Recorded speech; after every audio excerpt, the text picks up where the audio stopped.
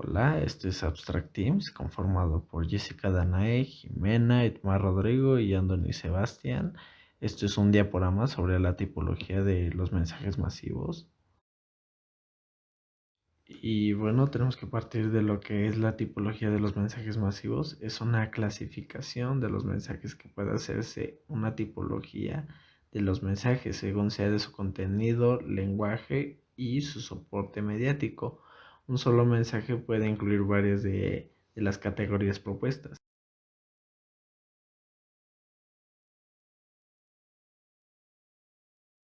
Por contenido tenemos los mensajes informativos: informar, estar forma, poner en forma, organizar un conjunto de datos que nos son proporcionados por los hechos. La información es un producto tan abundante en nuestra sociedad actual que por ello es llamada sociedad de la información, y con ello reafirma tres de sus características: como producto mercantil, porque es vendido como cualquier otro producto y tiene mucha importancia en las agencias informativas, como la Associated Press por sus siglas AP, y cuyas agencias se encuentran principalmente en países industrializados; como producto ideológico, porque es utilizado tanto como por el gobierno o por las fuerzas sociales dominantes como fuerza de control social y política.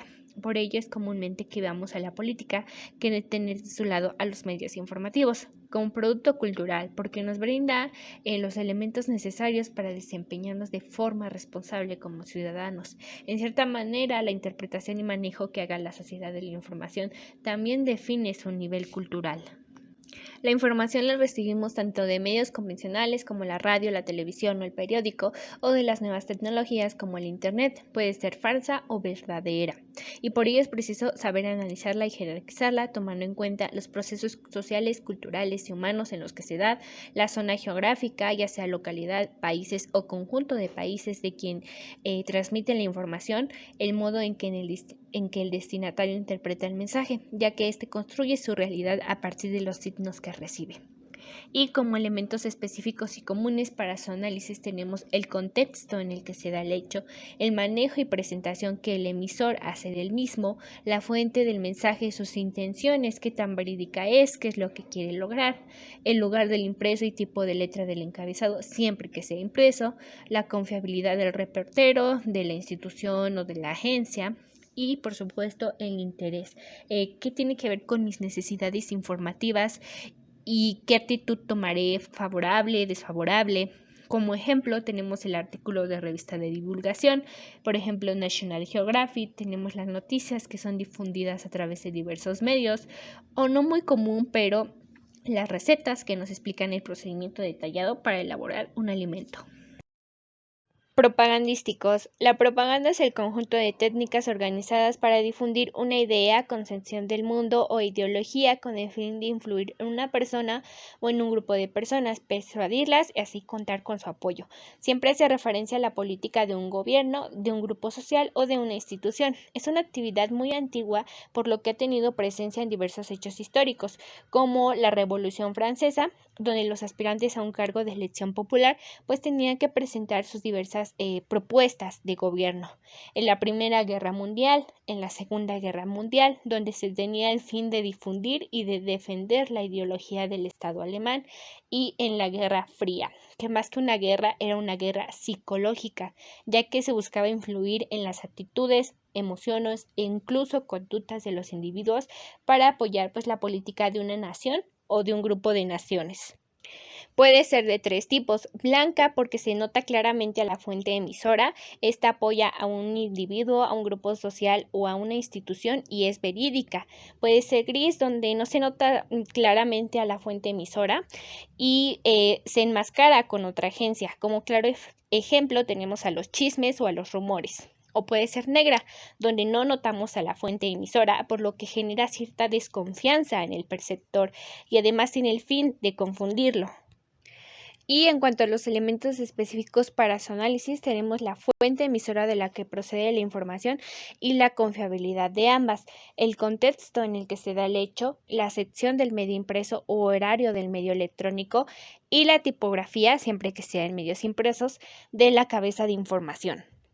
Como ejemplos tenemos que la propaganda pues es muy utilizada por los medios políticos, pero también es utilizada como campaña, por ejemplo, contra el SIDA o para concientizar a la población sobre el cuidado del medio ambiente. Publicitarios. La publicidad se encuentra compuesta por técnicas que difunden mensajes sobre las características, propiedades o bondades de un producto, de un bien o servicio, de una empresa o incluso de una institución, con el fin de persuadir al receptor-perceptor de que lo adquiera o por lo menos le tome una actitud favorable. Se desplaza en una sola dirección, por lo que es un proceso más informativo que comunicativo, y no implica intercambio y reciprocidad. Las hay de dos tipos. La publicidad informativa, que es aquella que primeramente se encarga de informar sobre las características y propiedades que son intrínsecas y reales de este producto, bien o servicio para que el perceptor después lo adquiera. Y tenemos la publicidad persuasiva, que primeramente se encarga de convencer al perceptor de estas propiedades y características y que éste después adquiera el producto, bien o servicio, aunque lo que diga no sea totalmente verdadero. Es por ello que tenemos dos particularidades de la publicidad persuasiva. La primera es que es construido solamente por el emisor, por lo que carece de contenido y significación comunicativa. Como se dijo, tiene primeramente el fin de influir y de convencer, por lo que casi siempre utiliza verdades a medias.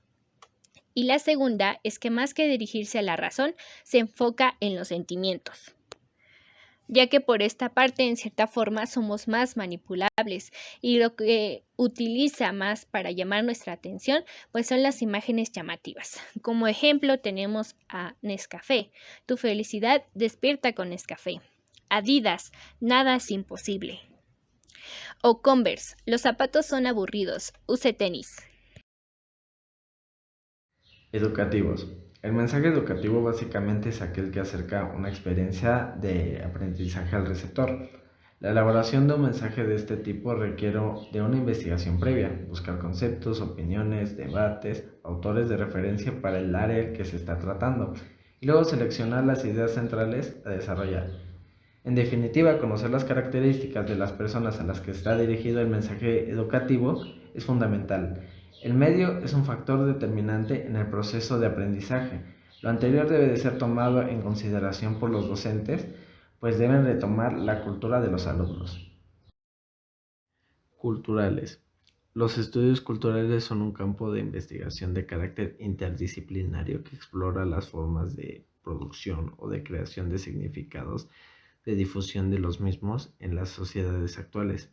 Desde esta perspectiva, la creación de significado y de los discursos reguladores de las prácticas significantes de la sociedad revelan el papel representado por el poder de la regulación de las actividades cotidianas de las formaciones sociales. Entretenimiento. Los mensajes de entretenimiento los podemos identificar como los que no nos comprometen en nuestras acciones, conductas, posiciones políticas o ideológicas y solo se utiliza como un pasatiempo. Sirven para ocupar nuestro tiempo libre, liberar tensión o emociones y del conjunto de juegos, música, ciertos gustos, las modas y hábitos a que recurren las grandes empresas se va construyendo toda una esfera de normas culturales.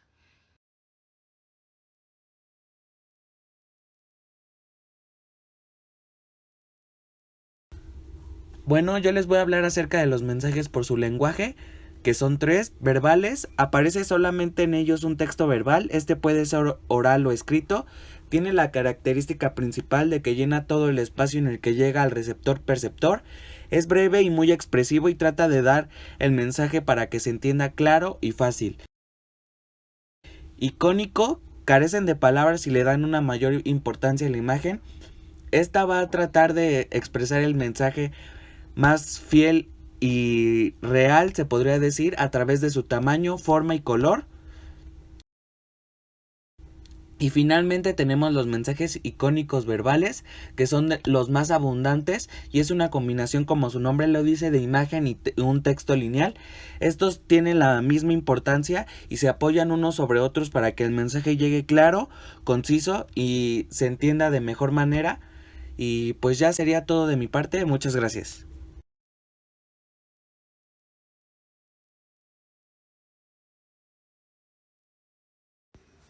Por soporte. Por su soporte mediático, los mensajes pueden ser impresos, auditivos o sonoros, audiovisuales y cibernéticos. Impresos. Los mensajes impresos son aquellos que tienen como soporte mediático el papel. Aparecen por consiguiente en los distintos tipos de publicaciones, ya sean estos libros, periódicos, revistas, folletos, volantes, etc. En ellos es importante el tipo de papel para que garanticen una buena impresión. También varía el tipo y el tamaño de la letra que se utiliza, entre otros factores. Por ejemplo, la revista Muy Interesante, la revista TV y Notas, los periódicos como El Universal o folletos informativos. Auditivos y sonoros. Este tipo de mensajes tienen como soporte mediático las ondas electromagnéticas que son captadas por el oído. Abundan hoy, por ejemplo, los mensajes del teléfono, de la radio, etc. Son mensajes de carácter omnisensorial que cuando están bien elaborados avivan la imaginación del receptor. Pueden tomarse como referencia las estaciones de radio, los podcasts, así como las notas de voz que se utilizan continuamente en las redes sociales. Audiovisuales. Se denominan mensajes audiovisuales a aquellos que conjuntan lo auditivo y lo visual. Son, por tanto, desde el punto de vista más formales, más completos y complejos y son captados por varios sentidos a la vez. De forma visual y sonora difunden, reproducen o registran mensajes con el fin de facilitar conocimientos, motivar aprendizajes y actitudes o solo con el fin de entretener. Un ejemplo puede ser la televisión, ya que este ha hecho que este tipo de mensajes esté presente en la casi totalidad de la vida de los seres humanos. También podemos considerar los videos que se registran en las redes sociales como YouTube, Facebook o Instagram. Cibernéticos. Los mensajes cibernéticos están emparentados con los anteriores y son producto de la revolución informática de los últimos años. Internet, por ejemplo, se ha convertido en un ejemplo acabado de la tecnología al servicio, entre muchas otras cosas, de mercadotecnia como fuente prácticamente inagotable de mensajes. Al ser estos un conjunto de los anteriores, podemos volver a mencionar las redes sociales como principal ejemplo de los mensajes cibernéticos, ya que tenemos al alcance todo tipo de información gracias a las redes sociales y al Internet. Estos permiten enriquecer nuestros conocimientos para entretenernos o para obtener información de fuentes confiables. En conclusión, tenemos que saber acerca de la tipología de los mensajes es importante, ya que como mencionamos anteriormente, al ser la información en nuestra sociedad tan abundante y que la posibilidad de que ésta sea falsa o verdadera sea casi equivalente es algo preocupante. Por ello es fundamental que sepamos identificar los mensajes así como algunos de sus elementos, ya que de esta manera sabremos de manera más eficaz cuál es el objetivo que este mensaje tiene para nosotros y si nos es útil o no. Por ejemplo, en el caso de los mensajes informativos, sabemos que nos brindarán información importante y específica sobre cualquier tema, mientras que los publicitarios tienen el único fin de convencernos para adquirir algo. Encontramos entonces una diferencia importante. Lamentablemente, muchos de los mensajes que recibimos hoy en día son precisamente manipuladores, con símbolos y signos muchas veces incomprensibles para el perceptor. Es decir, tienen más una única intención y beneficio para el emisor. La comunicación es un proceso simplemente indispensable.